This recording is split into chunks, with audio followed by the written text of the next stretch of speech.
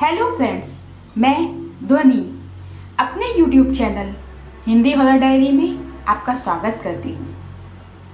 दोस्तों, आज की कहानी शुरू करने से पहले मैं आपको कुछ बताना चाहती हूँ। हमारे इंडिया में ऐसे बहुत से हॉन्टेड रोड, हॉन्टेड हाईवे हैं जहाँ पर अक्सर रात को अकेले कोई जाना नहीं चाहता। जैसे कि चेन्नई की blue cross road, Mumbai Nashik highway का कसारा घाट, ऐसे कई रोड हैं जहां पर कई एक्सीडेंट होते हैं और उनके पीछे किसी आत्मा का दिखाई देने का कारण होता है। आज ऐसी ही एक कहानी हमारे व्यूअर राकेश ने भेजी है, जो भावनगर का रहने वाला है और ट्रैवल कंपनी में ड्राइवर की जॉब करता है। हेलो, मेरा नाम राकेश है। मैं भावनगर का रहने वाला हूँ। मेरी जॉब ट्रैवल कंपनी में ड्राइवर की है। मुझे अक्सर कंपनी के कस्टमर को लेकर ट्रैवलिंग करनी होती है। सिटी टू सिटी या कई बार दूसरी स्टेट में जाना होता है। कई बार ऐसा भी होता है कि मुझे कंपनी के क्लाइंट्स को दूसरे सिटी या स्टेट में ट्रैवल करके ड्रॉप करना होता था और फिर अकेले ही वापस आना पड़ता था। ऐसे ही मुझे एक बार कंपनी के टूरिस्ट को भावनगर से राजस्थान लेके जाना था और कुछ दिन वहाँ टूरिस्ट के साथ रुकना था और उन्हें वहीं से एयरपोर्ट छोड़कर वापस अकेले भावनगर आना था। ऐसे तो मैंने कई बार अकेले ट्रैवलिंग की है, इसलिए कोई डर नहीं होता। और वैसे भी मैं ज़्यादातर दिन में ही ड्राइव करता था और शाम होते ही कोई होटल में रुक जाया करता था। वैसे तो राजस्थान से भावनगर आने के ज़्यादा से ज़्यादा 17 घंटे लगते थे। हमारी कंपनी के कई क्लाइंट ने कार बुकिंग कर रखी थी, इसलिए मुझे जल्दी से जल्दी भावनगर पहुंचना था। तो मैंने इस बार सोचा कि रात को भी ट्रैवल कर लूँगा। मैं सुबह 8 बजे भावनगर के लिए निकला, पर रास्ते में कई बार ट्रैफिक की वजह से रुकना पड़ा था। करीब रात को 9 बजे मैंने एक ढाबे पर कार खड़ी की, खाना खाया और सोचा थोड़ा आराम कर लूँ और 11 बजे भावनगर की ओर निकल जाऊँगा। ठीक 11 बजे मैं निकल गया। हाईवे पर मुझे एक औरत और करीब 10 साल का बच्चा दिखाई दिया, जो मुझसे लिफ्ट मांग रहे थे।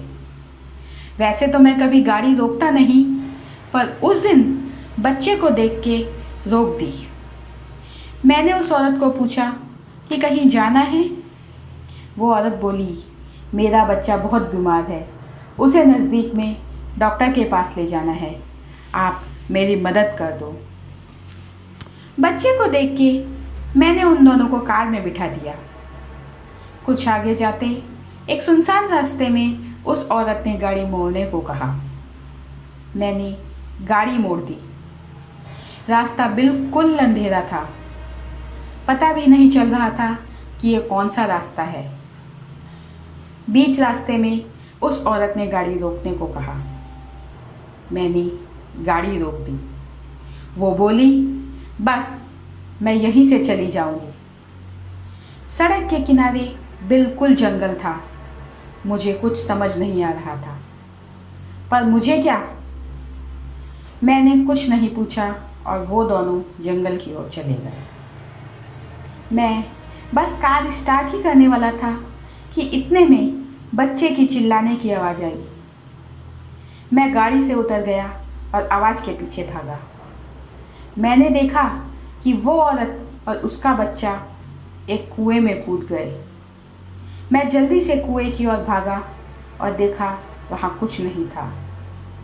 उतने में मुझे लगा कि कोई मेरे पीछे खड़ा है।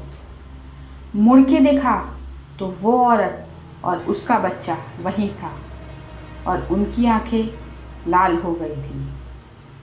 मैं समझ गया कि ये कुछ अलग ही शक्ति है। मैं वहाँ से भागने लगा, पर घूम फिर के उस कुएं के पास ही आ जाता। वो औरत और उसका बच्चा कभी पेड़ पे बिठाई देते या कभी कुएं के पास। मैं बस भगवान का नाम लेता ही रहा। थोड़ी देर में मुझे गाड़ी की आवाज़ सुनाई दी। उस आवाज़ से मुझे अंदाज़ा लगा कि मैं रोड के नज़दीक ही हूँ, बस सही रास्ता ढूंढना है। उतने में वापस उस औरत और उसके बच्चे ने कुएं में छलांग मारी। तब मुझे रास्ता याद आया कि जब मैं कुएं में आवाज़ सुनी थी तब मैंने कुएं के सामने खड़ा था और सीधा आया था। मैं तुरंत कुएं के पास आके सीधा भागने लगा और रोड पे आ गया। बस फिर कार स्टार्ट की और वहाँ से भाग गया। मैं इतना डरा हुआ था कि कब भावनगर आ गया और घर पहुँच गया पता ही नहीं चला। घर पहुँचते ही मैं कुछ बताऊं, उससे पहले मैं बेहोश हो गया। जब आँख खुली तब मैं हॉस्पिटल में था। मैंने अपनी बीवी को और डॉक्टर को सब बताया। सच बोलूं, डॉक्टर ने तो विश्वास नहीं किया, पर मेरी बीवी को मेरी बात पर भरोसा था। अगले दिन मैं हॉस्पिटल से डिस्चार्ज हो गया और वापस अपनी ड्यूटी जॉइन करने लगा। ये किस्सा मैं हर एक को सुनाता हूँ। कुछ लोग मानते हैं और कुछ लोग हंस के टाल लेते हैं, पर हाँ, ये एक सच्ची घटना है। तो दोस्तों, आपको ये कहानी कैसी लगी?